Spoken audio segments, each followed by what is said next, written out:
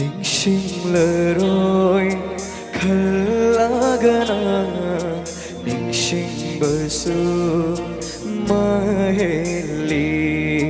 Urang-roy kalaga Uisila sumitse Thamoy datakiba mamisiri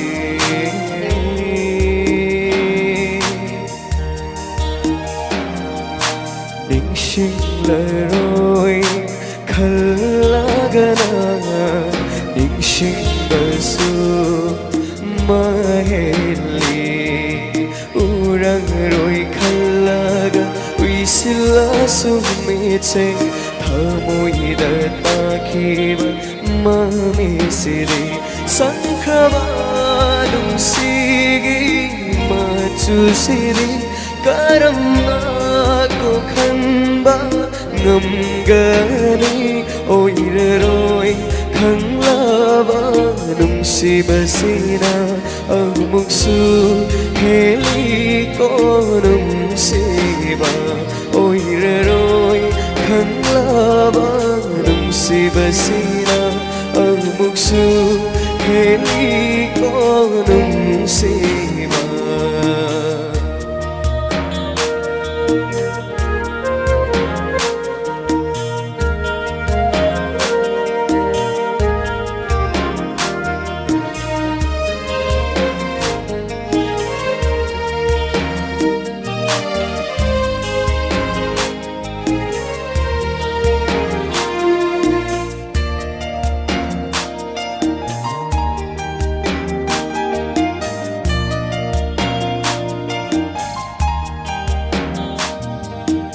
Nungay batana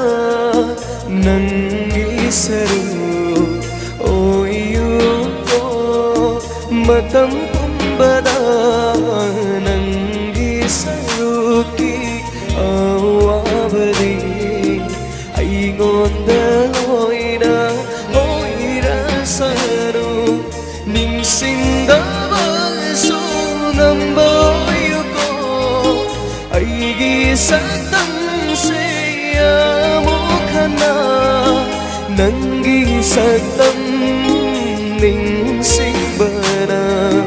Nungay ba oirage aigisu Oiraroy kang labanung sibasina Amuksu heli ko nung siba Oiraroy kang labanung sibasina Amuksu heli ko nung siba Thank you.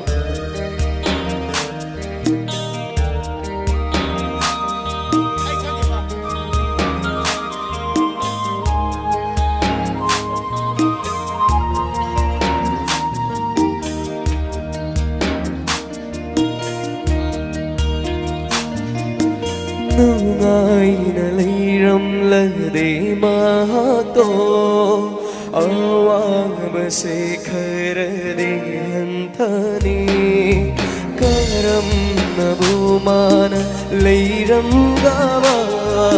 Langtat may wakal se magidama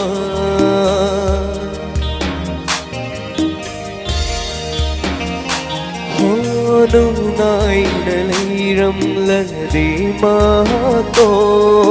Awang base kharade hantani Karam na bumana layram gawa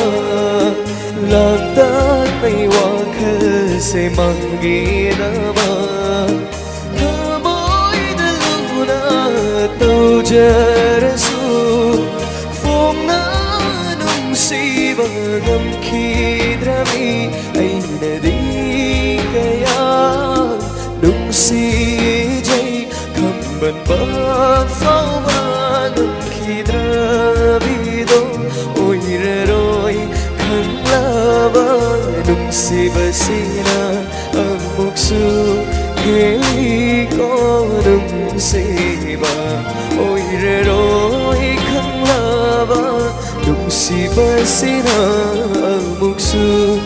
Heli có nung sima. Thank you, Dayat Cherry.